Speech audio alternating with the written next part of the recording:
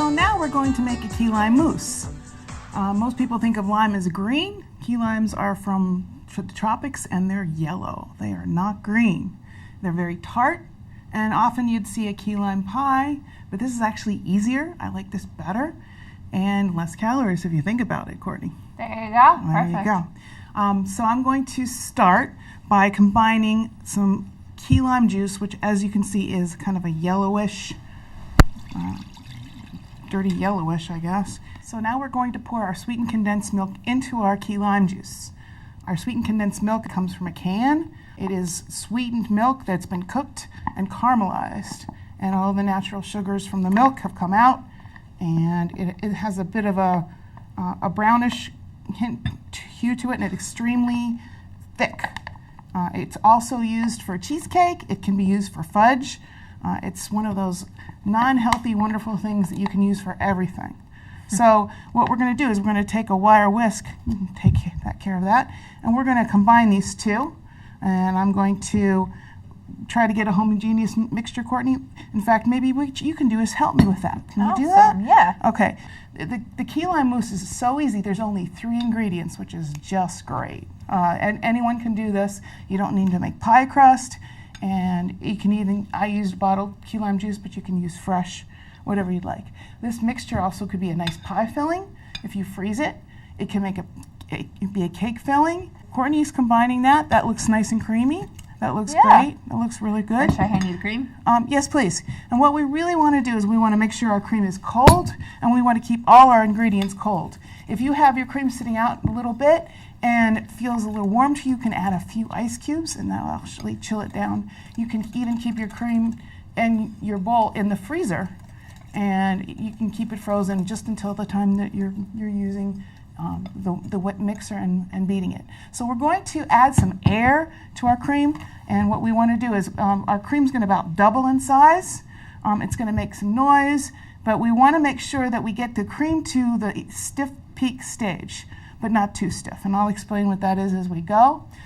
So I'm going to put the beaters into the cream. Okay, and we want to make sure we're scraping the sides down, Courtney. So I'm going to use an electric mixer. Now, if you were really a purist, you can certainly use a copper bowl and whip it yourself, but that could take a bit.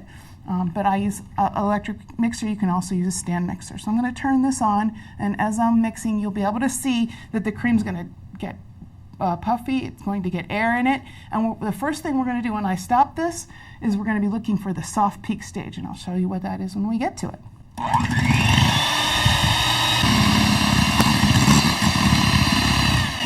right, Courtney, now if you notice, when I start whipping it here, if you can see it, we're starting to get a ribbon effect. Yeah. It looks like ribbons are running through our whipping cream. That means we're getting it thicker, and which is what we want it to do. But let's look for those ribbons, and then we're going to look for the soft peaks, okay? Yeah. All right, so I believe we're at the soft peak stage right now. It's starting to get thick. I'm going to lift these beaters right out, and you'll see that the peak's going to fall over. It's almost like a little mountain. When I lift it, it falls right over. That's perfect for if you wanted just a soft whipped cream on top of ice cream or something, but that's not quite what we want. We want it at stiff peak, and when it's at stiff peak, then again, these peaks will stay up.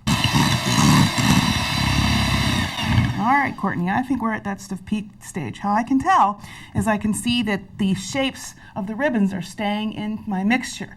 Courtney, do you know what happens if you overmix with group? You get butter. You get butter, and all the liquid comes right out, and the solid becomes more solid, and it's yucky, gross. But we you don't get like want a waxy. Yep, that's true, but we don't want that. So we're looking for stiff peaks. When I lift this up, you're going to see that, ooh, that's staying right up. So the next thing we're going to do is a technique called folding. And folding can be used for a batter that you're putting like berries or blueberries or something like that in. The purpose of folding is to make sure that you do not break the bubbles that you worked very hard to just put in here.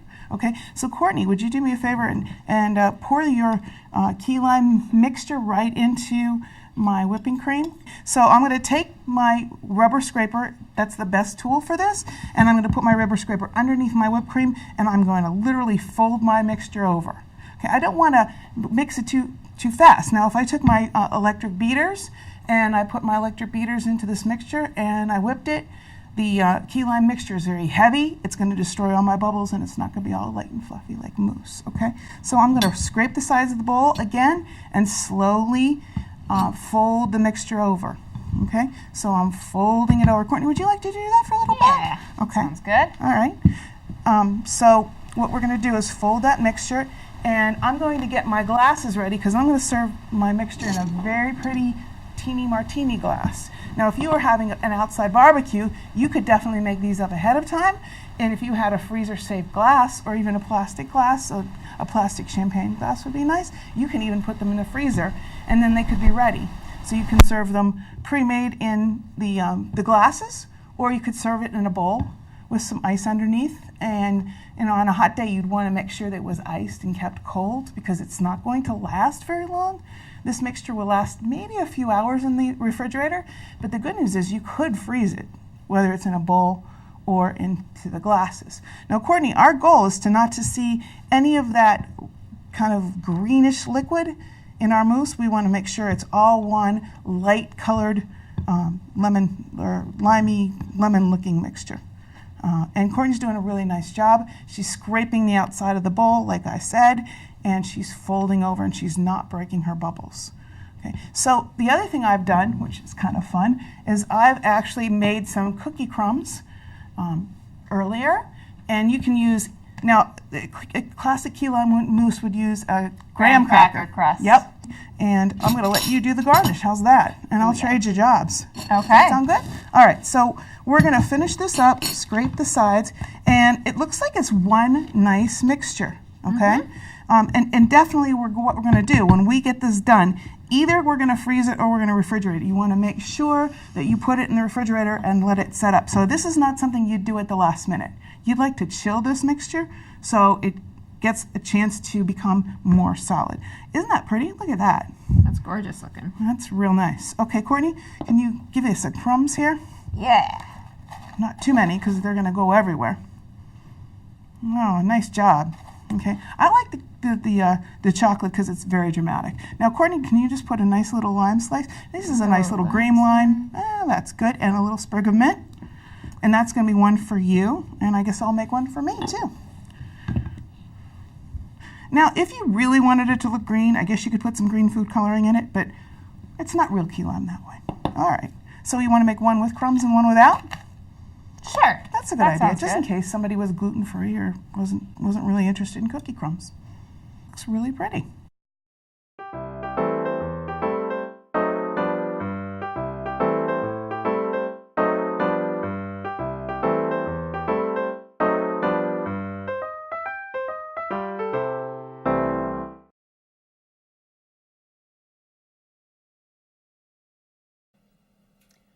Courtney, we're going to make some grilled pizza today. That's a little different than most people use their grill for. We're going to use an indoor grill, but Courtney, you can use an outdoor grill too. We've done that at home before. So we're going to make two different kinds of pizza. We're going to make a traditional pizza with sausage and onions on it, but we're also going to make a gourmet pizza with a romesco sauce, which is a red pepper and almond sauce. It's a Spanish sauce. And we're going to make some caramelized onions and mushrooms and put it on top of that gourmet pizza. So, sound good? Sounds great. First thing you need to do is do dough. So first we're going to start with some dough. We've got some flour we've measured here.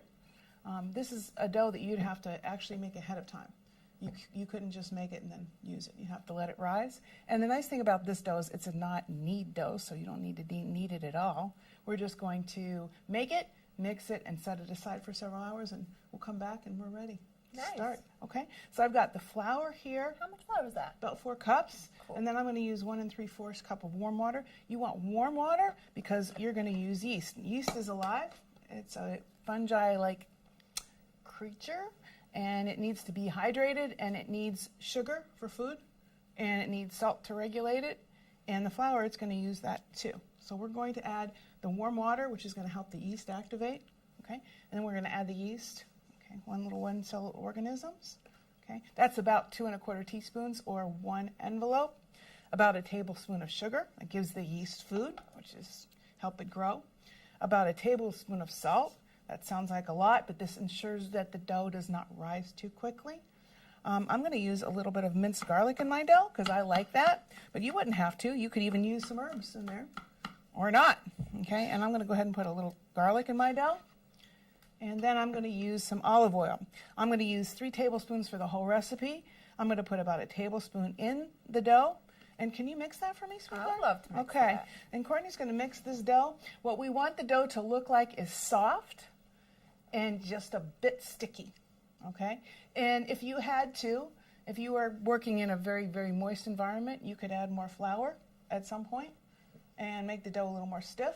And if you needed more flour, you certainly could add that.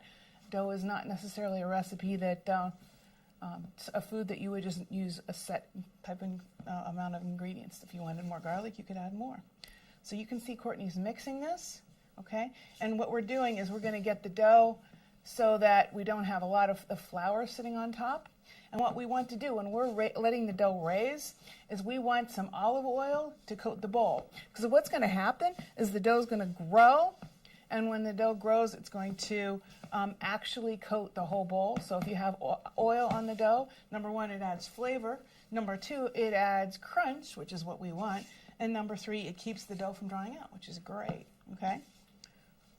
Is this good, or should I just get in with my hands? Oh, you know, your hands would be just a fine tool. It's a little sticky maybe, but if you make your hands dirty, that's half the fun. We have fun when we make Dirty is always fun sometimes. Yeah, we have fun. I make a mess in the kitchen. Yeah, oh boy, she dumps the flour everywhere. All right, so that looks pretty good, Courtney. Now you have most of the flour combined, and I like it. And you're really not kneading it, you're just mixing it. And I think we'll just let that sit like in a ball, okay? And that's ready to go. Look at that, that was easy. You leave it there. Should I add some olive oil? Yep, and you know what? Just pour it right on top, okay? And then, Courtney, what I'm going to ask you to do is turn the dough over and spread the olive oil around, Okay. so that it coats the bread dough. And I'm going to use a towel, and I'm going to cover my dough so that it stays nice and warm, and I'm going to put it in a warm place, and I'm going to set it aside, and we'll come back to our dough when it's raised.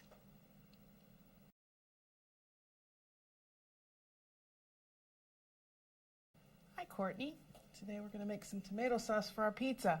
This is for our traditional pizza, which we're going to make on our grill in a little bit. So the first thing we're going to need is a nice ground tomato. Get the best ground tomatoes, Courtney, you can get. Don't get the cheap tomatoes, because the nice ground tomatoes have that nice sweet flavor. I like an uncooked sauce, but you could certainly take the sauce and cook it if you'd like. Okay? So I'm going to go ahead and take this about 28 ounce of ground tomatoes, and you can use fresh if you'd like to, grind your own. Would you add a teaspoon of salt in there for me and a half a teaspoon of pepper? Yes. Okay, thank you. Now, you need definitely salt and pepper in spite of the fact that the canned tomatoes can be salty, but if you didn't want to put it in, you certainly wouldn't have to. You could make it spicy by adding roasted red pepper or crushed red pepper, whatever kind of pepper you'd like. But you want it a little bit seasoned so that you're going to have some of that bright, fresh flavor. Okay? Yeah, the salt really brings out the nice sweet tomato flavor. Right. Which is one of the great summer flavors. Okay. Certainly, if you had a lot of tomatoes in your garden, this would be a great option for you. You can use the fresh tomatoes. Okay, so we have salt and pepper in there, and I'm going to use about a tablespoon of minced garlic. Okay, right there that I've minced fresh. You could certainly use garlic powder if you had it, if you had to. Okay, now you want to add a little of olive oil to your sauce. You definitely want the extra virgin for a flavor. You want it about a quarter of a cup. Now, if you wanted a little onion in your sauce, you could. I'm just going to cut a little bit of onion teeny small, but you could certainly use a sauteed onion. You can use any sort of vegetable you want it. If you wanted to put red peppers. Red peppers in A lot there. of people put red pepper in their sauce. Yeah, I'm going to use just a little bit of onion because I like a little bit of a sharp flavor. And we're going to put that right in there. If you wanted it thicker, you can add tomato paste. Okay, Courtney, would you do me a favor and then add a teaspoon of sugar for me? Now, I'd love to. if you had really, really sweet tomatoes, you wouldn't have to, but I like the sugar in the tomatoes because it cuts some of the acidity. Okay? One of my favorite pizza sauce spices is oregano, so if you can add a tablespoon of oregano. Okay. And you could use fresh if you had it. A lot of people just like basil in their sauce, whatever flavor you like. This is just a good basic sauce. And then I'm going to go ahead and have you add about a half teaspoon of that Italian seasoning. Another substitute for Italian seasoning would be a sage or even a parsley or a thyme. Any of those other spices would be nice. And Courtney, we're going to have you mix. We're putting you to work today. Yep. We're just going to mix the sauce, and we're going to let it sit for about 15 minutes at least so that some of the flavors can melt. But actually, you can make the sauce several days ahead and be ready to go with your pizza. So mix it up for me. Yeah, even if you leave it ahead a few days, all those flavors will sink into those tomatoes and make it really nice. Yeah, absolutely. And we're good. So we're ready to be making our pizza in a few minutes. So thank you very much for all your work. There's pizza sauce.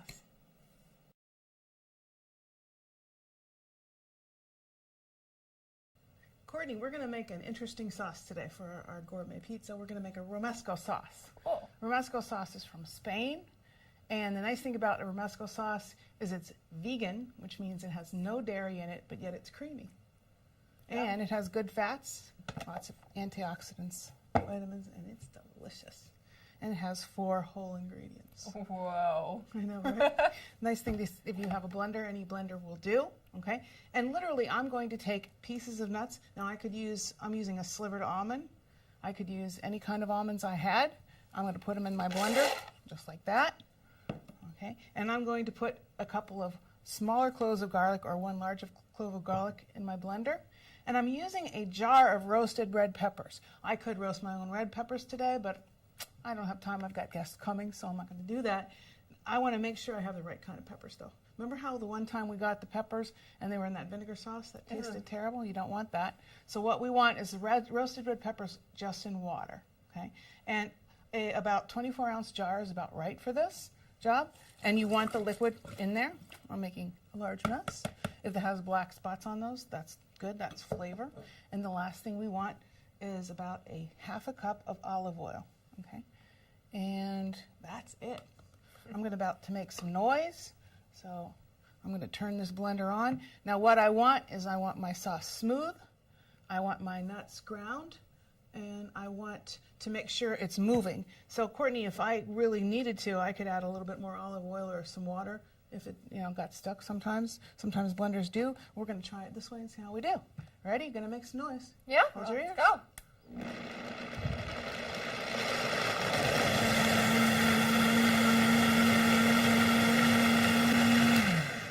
And that's it. Our sauce is done. Look at that.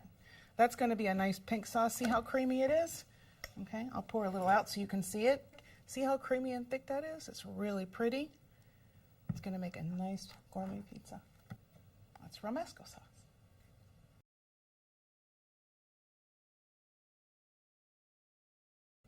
Okay, Courtney, so it's time to put all our fun together. We've made dough. Look, it's risen. That's beautiful. It's gooey. That's what we want. See how that oil really kept it nice and moist so it didn't dry out? We've made our romesco sauce. That's a sauce with our roasted red peppers and our almonds and little garlic and some olive oil. And what we have here is, I have some sauteed mushrooms, but you could put any topping you want on here. We have some caramelized onions. I've got both mozzarella and feta cheese for a little extra bite, and some rosemary, which is fun. So we're going to use an indoor grill pan here today, and it's hot and ready to go. So I'm going to go ahead and make my pizza dough. Now the first is going to make a big fat mess. You want to make a big mess? Yes. All right. So I'm going to take this pizza dough. Now you want a lot of oil on the pizza dough. It looks like it's way too much oil, but it's really not. You cannot have too much oil on a grilled pizza. So I'm going to go ahead and use this oil. I'm going to go ahead and dip my fingers in it because I need lots and lots of oil on this. Otherwise, it's going to stick to our grill pan. Okay, so I want my dough to be somewhat round, but it could be freeform. You could make it rectangular. You do it any shape you want. You do it in the shape of a C for Carrie and Courtney. But I want it really well oiled. So what we're going to do is go ahead and we're going to take our dough, and what I'm going to do is put it on this hot griddle. And what I want to do is get my first side really well browned, and I'm going to have my toppings hot. I've got my toppings hot and ready to go. Our romesco sauce is hot. Our onions and mushrooms are hot. And our trick when we're grilling pizza is to make sure that we melt the cheese first before we burn the brown bottom side of the pizza, so we don't want to burn it, okay? So if you're using an outdoor grill, you're going to want a hot spot on your grill and a cold spot on your grill so you can move the pizza back and forth if you need to do that. On the stove, it's not such a big deal, but if you have an outdoor grill, you can also take charge of the heat. I can turn the heat down if I want to here.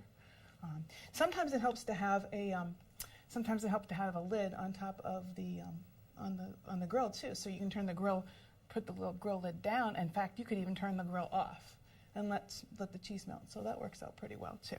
Okay, so with my gooey hands, you're gonna forgive my gooey hands. I'm gonna go ahead. Are we ready? We're ready. Okay, we got our hot toppings. I'm gonna take my pizza dough.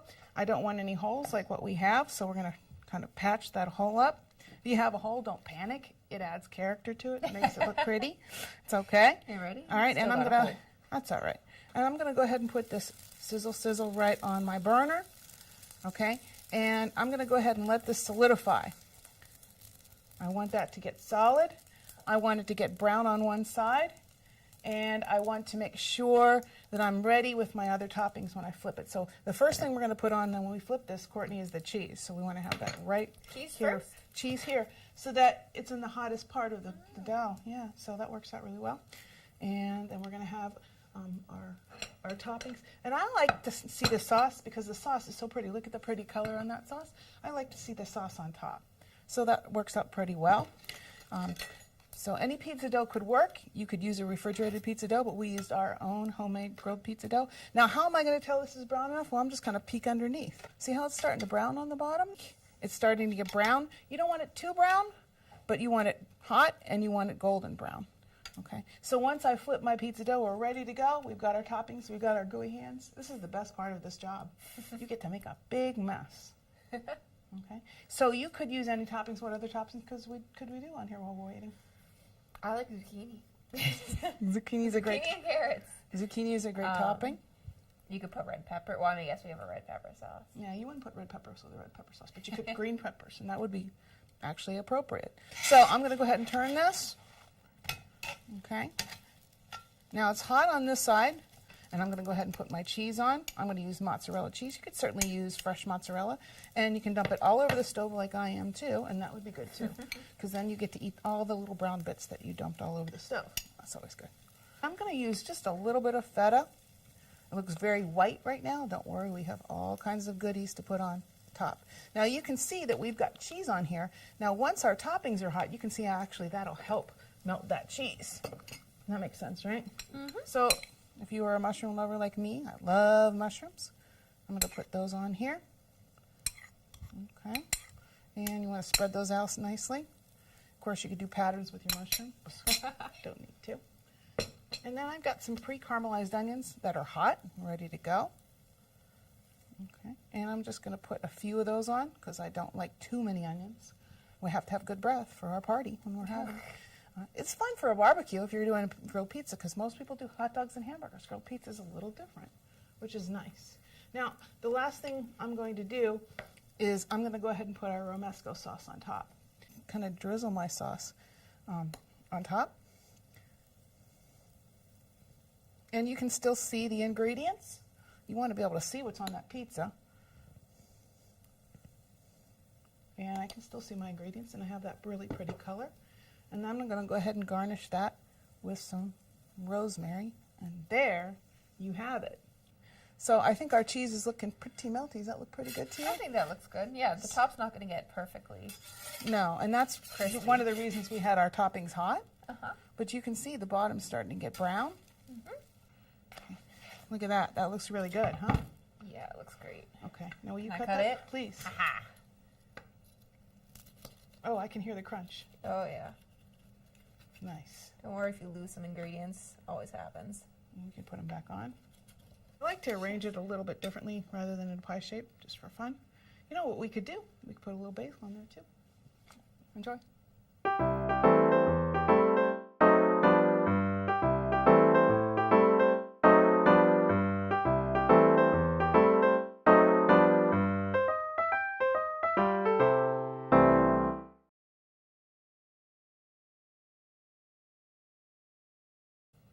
Okay, Courtney, we're just going to make a traditional pizza today. We've Okay. already made our dough. You remember correctly, had all that nice oil in there, and it didn't dry out at all. It's gonna be nice and crispy. We have our grill pan hot and smoking, ready to go. And look, our sauce is all marinated. It looks really good with all those spices and those chunks of tomatoes, so we're looking good. We're also going to put some sausage, which a lot of people really like on pizza. Sausage is a whole lot better than pepperoni to put on a grilled pizza, just because you can get the sausage hot ahead of time, but pepperoni can be done. Take my pizza dough, and I have no holes. Good. Go ahead and put it right on my grill. Ooh, sizzle, sizzle. I'm going to not touch my dough except for peeking until I get the bottom nice and brown. Wow, look at that. That looks really good. Really nice. See all those nice golden brown marks? I'm going to get my cheese on quickly. Again, not too much cheese. Okay. And you want to spread it around evenly. Next thing I'm going to do is I'm going to put a few caramelized onions on this because that's the way I like my pizza. But you could do anything you wanted. As we said, what's your favorite topping, Court? Cheese. Kids I like cheese. I like eggplant a lot on that, but you have to grill that first before you put it on pizza. Absolutely, you want it hot. So I'm going to put my pieces of sausage. It's a sweet Italian sausage, but Courtney, you could use definitely a hot one, right? Yeah. And then the last thing I want to do is go ahead and add my sauce. Now I'm going to drizzle my sauce here so that I can see what I have on my pizza. I don't want to not see, so I'm going to take a little of my sauce, drizzle it kind of in between the sausage chunks. And see, it's kind of like following a pattern. It's kind of like a backwards pizza. Exactly. Upside down, even. Oh, we got some sizzling going. And you can see the sausage, and you got the sauce going. Now, you can see, Courtney, that our cheese is really melted right there. Yeah, it's See how getting there. starting to melt? And this hot sauce is actually going to help that cheese melt. If you'd like to, you can also sprinkle a little Parmesan cheese on here. Ooh, that looks good, huh?